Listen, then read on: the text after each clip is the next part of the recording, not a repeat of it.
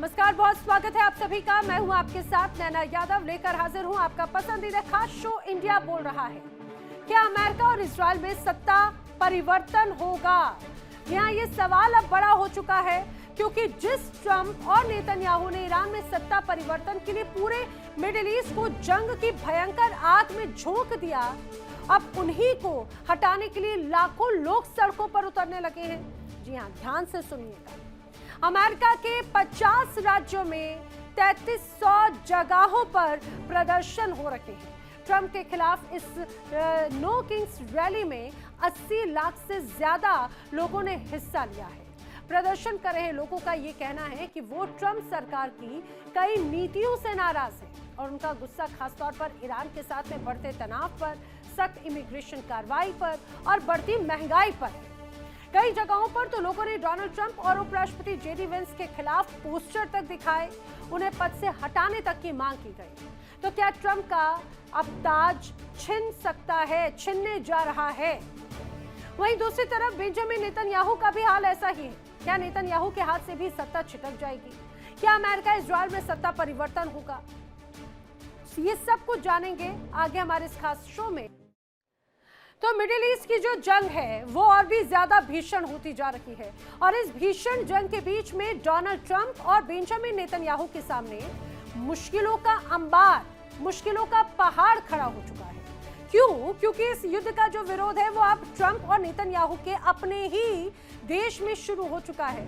Trump के खिलाफ तो सड़कों पर 80 लाख से ज्यादा लोग उतर कर आ गए हैं और ट्रंप मस्ट गो नाउ के नारे लगाए जा रहे हैं। यूएस और इजरायल में विरोध प्रदर्शन लगातार जारी है और सबसे महत्वपूर्ण बात यह कि अब ये विरोध प्रदर्शन बेंजामिन नेतन्याहू और डोनाल्ड ट्रंप के लिए मुसीबत का सबब बनते हुए नजर आते हैं।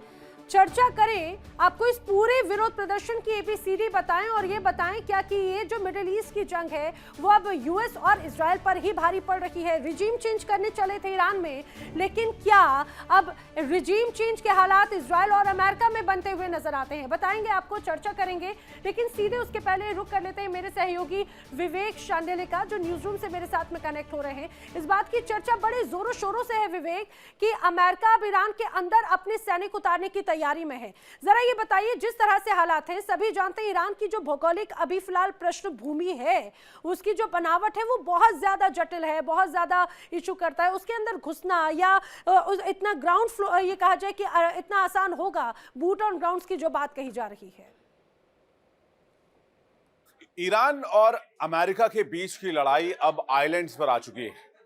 आपने कई जगह खबरें सुनी होंगी कि ईरान के अंदर बूट्स ऑन ग्राउंड करना चाहता अमेरिका। इसका मतलब ये हुआ कि अमेरिका फोर्सेस उतारना चाहता है, लेकिन डायरेक्ट ईरान में घुसकर कोई फायदा नहीं है, क्योंकि अगर अमेरिका ऐसा करता है तो अमेरिकी सैनिक मारे जाएंगे, बहुत बड़ी कैजुअलिटी होगी और वो नुकसान अमेरिका झेल नहीं पाएगा। तो अमेरिका की स्ट्रेटेजी क्या है? तेहरान को कैसे कंट्रोल किया जाए, वो है आइलैंड्स के जरिए। और इसे समझने के लिए हमें ईरान के नक्शे को एक बार समझना होगा और यह देखना होगा कि अमेरिका इसे किस तरीके से एनालाइज कर रहा है। आइए देखते हैं। और हां, होर्मुज स्ट्रेट पर जो कब्जे की लड़ाई है, जिसे अमेरिका फ्री करना चाहता है, उसको भी समझने की कोशिश करते हैं। तो ये मैंने ले लिया है एक मैप, जो इस वक्त आप देख रहे हैं, ये नक्शा है।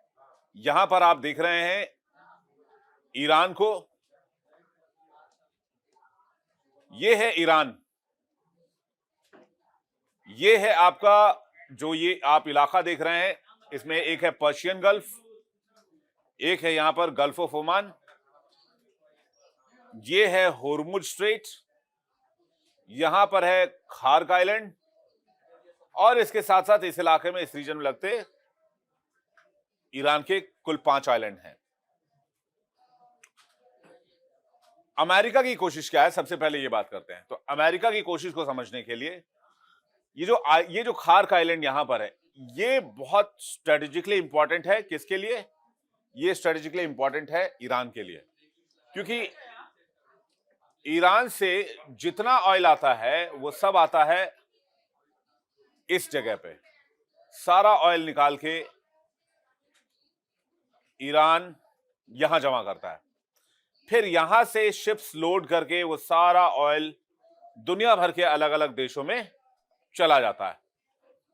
मतलब वो सी के अंदर पहुंच जाता है, फिर यहां से अलग अलग रूट से अलग अलग इलाकों में वो सप्लाई पहुंचती है।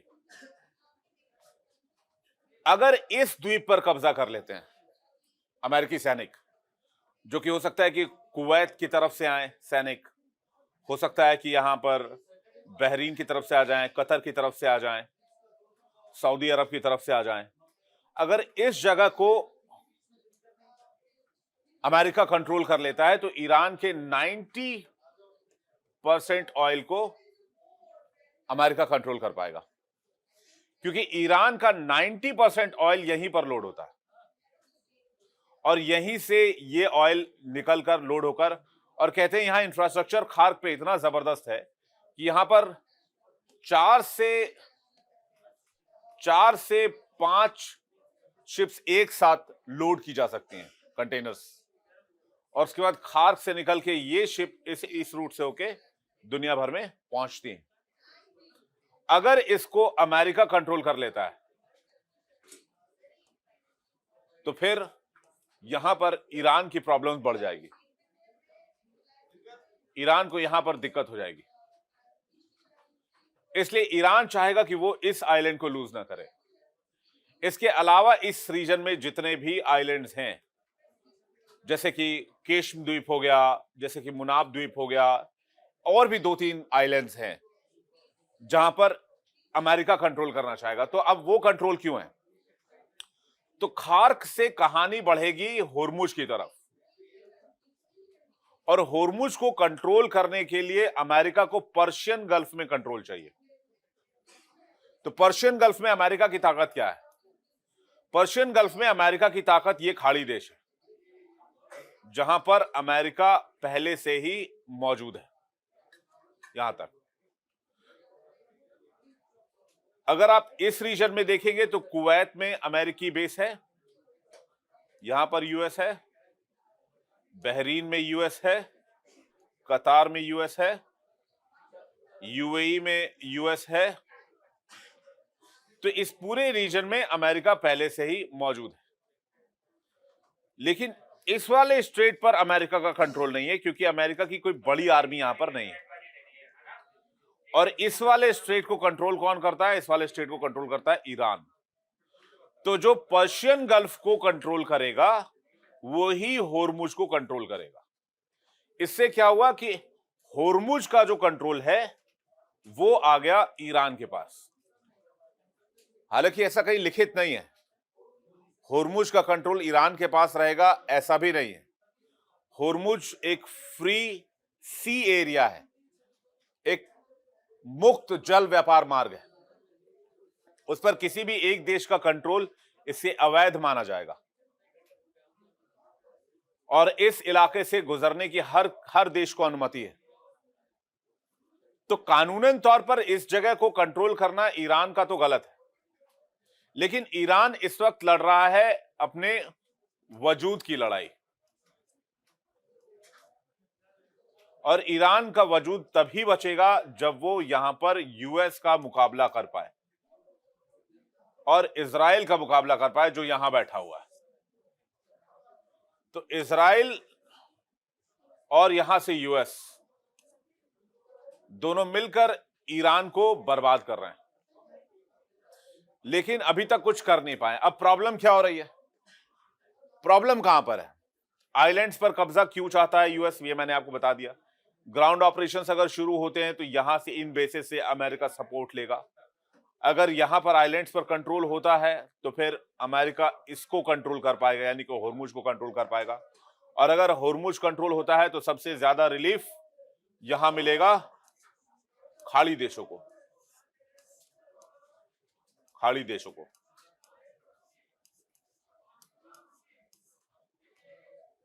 ये देश सबसे ज्यादा रिलीफ पा जाएंगे।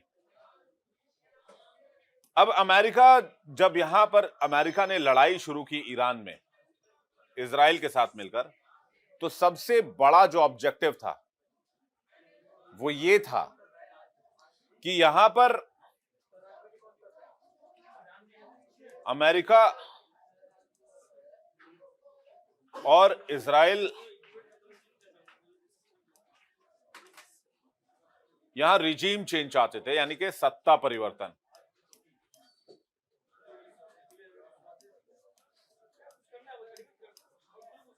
सत्ता चेंज करना चाहते थे, जो कि नहीं हो पाया। अब उनका ऑब्जेक्टिव चेंज हो गया है, तो ऑब्जेक्टिव अब ये नहीं रहा है, अब ऑब्जेक्टिव है होर्मुज को खुलवाना। जब तक वो होर्मुज नहीं खुलवाएंगे तब तक खाड़ी देशों की बेचैनी बनी रहेगी और ये अमेरिका के लिए और इजराइल के लिए हार की स्थिति मानी जाएगी। तो ये है कहानी पर्शियन गल्फ की और गल्फ ऑफ ओमान की और होर्मुज स्ट्रेट की और खार्क द्वीप की। अमेरिका अगर बूट्स ऑन ग्राउंड करता है तो उसे बहुत ज्यादा पावर चाहिए इस इलाके में, और अगर बूट्स ऑन ग्राउंड नहीं करता है तो हवाई हमलों के जरिए इन द्वीप को कंट्रोल करना, इन पर कब्जा करना और इनको अपने हिसाब से ऑपरेट करना एक तरह से नामुमकिन माना जाएगा। बहुत बहुत शुक्रिया विवेक, आपने बहुत बखूबी तरीके से बताया आखिर किस तरह से ईरान में बूट्स ऑन ग्राउंड अमेरिका के लिए इतना इजी नहीं रहने वाला है। और ये कहा जाए कि पिछले 1 महीने से जो युद्ध के हालात हैं वो तो वैसे भी बहुत ज़्यादा आसान इजराइल और अमेरिका के लिए नहीं है। यही वजह है कि अब डोनाल्ड ट्रंप की खुद की कुर्सी डगमगाती हुई नजर आती है, सत्ता जाती हुई नजर आती है। कैसे आपको तस्वीरें दिखा देते हैं, देखिए पहले ये तस्वीरें। डोनाल्ड ट्रंप के खिलाफ एक बार फिर से प्रदर्शन हो रहा है और इस बार ये प्रदर्शन कोई छोटा मोटा नहीं है, ये अब तक का राष्ट्रीय स्तर पर 3 बार का नो किंग्स प्रदर्शन से भी बड़ा प्रदर्शन है। ये तीसरा बड़ा प्रदर्शन है नो किंग्स, खासतौर से डोनाल्ड ट्रंप के लिए। आपको याद होगा पहला जो बड़ा प्रदर्शन हुआ था वो हुआ था जून 2025 में। इसके बाद अक्टूबर 2025 में दूसरा प्रोटेस्ट हुआ, जबकि तीसरा प्रोटेस्ट 28 मार्च को हुआ। और इस बार का जो प्रोटेस्ट था इस बार मार्च में, वो अब तक का सबसे ज्यादा बड़ा प्रदर्शन माना जा रहा है, क्योंकि बड़ी संख्या में लोग सड़कों पर उतर कर आए। मतलब साफ है कि डोनाल्ड ट्रंप के खिलाफ लोगों में असंतोष बहुत बड़े स्तर पर नजर आता है। अमेरिका के बॉस्टन शहर में नो किंग्स प्रदर्शन के दौरान बड़ी संख्या में लोग सड़कों पर उतरे। अमेरिका के लॉस एंजलिस में प्रदर्शनकारियों ने लगातार प्रदर्शन किए डोनाल्ड ट्रंप के खिलाफ, उनकी नीतियों के खिलाफ, उनकी पूरी टीम के खिलाफ। सिर्फ अमेरिका में प्रदर्शन हो रहा है ऐसा नहीं है, बेंजामिन नेतन्याहू के लिए भी मुश्किलें बढ़ रही हैं मिडिल ईस्ट के इस जंग की वजह से। इजराइल में नेतन्याहू के खिलाफ लोग सड़कों पर उतरने लगे हैं और इस पूरी जंग के खिलाफ तेल अवीव और हाइफा में भी प्रदर्शन हुए हैं। इस दौरान 18 प्रदर्शनकारियों को गिरफ्तार किया गया है। यानी अमेरिका हो या फिर इजराइल हो, हालात एक जैसे हैं। युद्ध के खिलाफ लोग खुलकर सामने आ रखे हैं और इसीलिए पूछा जा रहा है क्या अमेरिका और इजराइल में अब सत्ता परिवर्तन होने वाला है। सवाल यही, क्या डोनाल्ड ट्रंप का ताज छिनने वाला है? क्या मिस्टर पीस का अब ये तमगा खत्म होने वाला है? बताएंगे। अमेरिका में दरअसल जगह जगह जिस तरह से प्रदर्शन हो रहे हैं उसकी वजह से आवाज उठ रही है। अमेरिका में जो हालात हैं उसके बाद में सवाल खड़े होते हैं। अमेरिका में एक साथ 3,300 जगहों पर डोनाल्ड ट्रंप के खिलाफ प्रदर्शन हुए और बताया जा रहा है कि डोनाल्ड ट्रंप के खिलाफ लोग सड़कों पर उतरे हैं 80 लाख से ज्यादा। न्यूयॉर्क टाइम्स स्क्वायर पर बड़ी संख्या में लोग जुटना शुरू हुए। राजधानी वॉशिंगटन डीसी में भी लगातार विरोध प्रदर्शन हुए। यहां पर तो डोनाल्ड ट्रंप के पुतले तक जला दिए गए। लॉस एंजलिस में पुलिस प्रदर्शनकारियों में भिड़ंत हो गई। ऑरेगन के पोर्टलैंड में अमेरिकी झंडे जला दिए गए। ग्रीस की राजधानी एथेंस में अमेरिकी दूतावास के बाहर प्रदर्शन हुए। तो इटली में भी, रोम में बड़ा प्रदर्शन हुआ है। फ्रांस में भी ऐसे प्रदर्शन की तस्वीर नजर आई है। लोग हाथों में पोस्टर लेकर निकले हैं और मिडिल ईस्ट में जो जंग है उसके खिलाफ ये प्रदर्शन किए जा रहे हैं। जहां अमेरिका में ट्रंप के सर पर यह कहा जाए कि अब मुसीबतों का ताज आता हुआ नजर आता है और उनका खुद का राष्ट्रपति वाला ताज छीनने का खतरा मंडराने लगा है, तो इजराइल में भी जंग के खिलाफ लोगों के सुर और भी ज्यादा तेज हो गए हैं। प्रधानमंत्री नेतन्याहू के खिलाफ लोग सड़कों पर उतरे और उनके इस्तीफे तक की मांग की है। तेल अवीव, हाइफा, यरूशलेम, हर जगह पर लोग लगातार विरोध प्रदर्शन कर रहे हैं, नेतन्याहू की नीतियों का विरोध कर रहे हैं। बताया जा रहा है कि इस पूरे प्रदर्शन के दौरान पुलिस और प्रदर्शनकर्मी आमने सामने थे, तो 18 प्रदर्शनकारियों को अरेस्ट तक किया है नेतन्याहू की पुलिस ने। इतना ही नहीं बल्कि सरकार के साथ साथ 50 लोगों से ज्यादा लोगों के इकट्ठा होने पर अब बैन लगा दिया गया है। जैसे भारत में धारा 144 लागू होती थी, उसी तरह से अब पाबंदियां लगाई गई हैं कि लोग एकजुट नहीं होंगे। कंट्रोल कर रहे हैं बेंजामिन नेतन्याहू इस पूरे प्रदर्शन को। अब क्या इजराइल में भी सत्ता परिवर्तन का हाल बनता हुआ नजर आता है? बताते हैं कैसे। दरअसल इजराइल में विरोध प्रदर्शन लगातार तेज होते हुए नजर आते हैं, उग्र होते हुए नजर आते हैं। राजधानी में बड़ी संख्या में लोग उतरे, तेल अवीव हो या फिर हाइफा, लोग सड़कों पर उतरकर प्रदर्शन कर रहे हैं। कई प्रदर्शनकारी अरेस्ट कर लिए गए।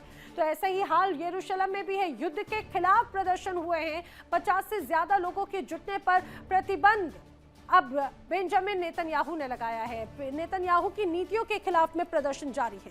दरअसल अमेरिका के लोग ट्रंप के अनाप शनाप फैसलों से तंग आ चुके हैं। लोग तो ये कह रहे हैं कि भाई डोनाल्ड ट्रंप बगैर किसी वजह के अमेरिका को ईरान युद्ध में झोंक चुके हैं, जिसका खामियाजा अमेरिकी जनता को भुगतना पड़ता है। इससे अमेरिका को सामरिक या आर्थिक रूप से काफी नुकसान हुआ है। इसकी वजह से महंगाई बढ़ी है और इसकी वजह से लोगों की मुसीबतें भी बढ़ चुकी हैं, जो कब खत्म होगी कोई नहीं जानता, क्योंकि उनको खत्म करने की कोई भी नीति डोनाल्ड ट्रंप और उनकी टीम के पास में नहीं है। इसके अलावा लोग ट्रंप की इमिग्रेशन पॉलिसी से तो पहले से ही नाराज थे, लगातार नाराज हैं। लेकिन आखिर इस नाराजगी की वजह क्या है? डोनाल्ड ट्रंप जो लगातार खुद को बहुत खास बताते रखे हैं, सबसे शानदार राष्ट्रपति के तौर पर बताते रखे हैं, वहीं दूसरी तरफ बेंजामिन नेतन्याहू के लिए भी। अब आइए आपको बताते हैं कि आखिर लोगों की नाराजगी की वजह क्या है। ईरान युद्ध में दरअसल अमेरिका को बेवजह धकेलने का आरोप लगाया जा रहा है। डोनाल्ड ट्रंप की नीतियों से अमेरिका में महंगाई भी बढ़ने के आरोप लगाए गए हैं। लोगों का आरोप है कि तानाशाह की तरह डोनाल्ड ट्रंप व्यवहार कर रहे हैं। तो ट्रंप की माइग्रेशन पॉलिसीज के खिलाफ भी लोगों में जमकर गुस्सा है। लोगों ने ट्रंप मस्ट गो नाउ के भी नारे एक तरह से लगा दिए हैं। यही वजह है कि बेंजामिन नेतन्याहू हो या फिर डोनाल्ड ट्रंप, लगातार दोनों के खिलाफ बड़े स्तर पर विरोध प्रदर्शनों का दौर देखने को मिल रहा है। करेंगे चर्चा, खास मेहमानों का पैनल मेरे साथ में कनेक्ट हो रहा है। रक्षा विशेषज्ञ रिटायर्ड विंग कमांडर आलोक सहाय मेरे साथ में कनेक्ट हो रहे हैं। यूएसए से भू राजनीतिक विशेषज्ञ धीरज कौल मेरे साथ में कनेक्ट हो रहे हैं। नजर अब्बास रिजवी कनेक्ट हो रहे हैं मेरे साथ में ईरान से सीधे, जो कि रिसर्च स्कॉलर हैं अल मुस्तफा यूनिवर्सिटी के। विदेश मामलों की जानकार मलिका पांडे मेरे साथ में कनेक्ट हो रही है इस चर्चा में। आप सभी का बहुत बहुत स्वागत है इस पूरी चर्चा में। आलोक सहाय जी, मैं शुरुआत आपसे करना चाह रही हूँ। हमने कई बड़े प्रदर्शन देखे, लेकिन अब जो प्रदर्शन है और जो तीव्रता, इंटेंसिटी नजर आती है लोगों की नाराजगी की, गुस्से की, उसमें ऐसा लग रहा है कि रिजीम चेंज करने के लिए चाह रहे थे। ईरान की हालात ऐसे हैं जो खुद का घर जलाने पर उतारू हो चुके हैं। लोग अब बार बार कह रहे हैं कि भाई गो बैक। क्या इजराइल और अमेरिका में रिजीम चेंज होने के हालात बन गए हैं अब? नैना जी, ये जो बहुत ही मैसिव प्रोटेस्ट हुआ है अमेरिका में, उसके कारण बड़े स्पष्ट हैं। क्योंकि अमेरिका ने कोई ऑब्जेक्टिव वहां अपना अचीव नहीं किया ईरान वार में। जो उसके जिस ऑब्जेक्टिव के साथ वो गया था, ना रिजीम चेंज हुआ, ना उसने न्यूक्लियर संवर्धन को कंट्रोल किया, ना उसने मिसाइल और ड्रोन्स के जखीरे को कंट्रोल किया, ना ईरान को घुटने पर ला करके उसे कोई एग्रीमेंट कराया कि तुम अपने 3 प्रॉक्सीज को मदद नहीं करोगे। कुछ भी नहीं हो पाया। हाँ, आपने चोट बहुत पहुंचाई है, बहुत ही जगहों पर बमबारी की है, 8 से 10 हजार जगहों पे आपने बमबारी की है। ईरान के इंफ्रास्ट्रक्चर को बहुत बड़ी चोट पहुंची होगी, उनके नेताओं को आपने मार दिया है। लेकिन ईरान ने जैसी व्यवस्था बनाई है कि आप एक नेता मारोगे, दूसरा आएगा, दूसरा मारोगे, तीसरा आएगा, और उन्होंने अपने लीडरशिप को भी और एसेट्स को भी डिस्पर्स करके रखा हुआ है। और इसी कारण से बहुत ही सफल तरीके से वो युद्ध को अभी तक लड़ रहे हैं।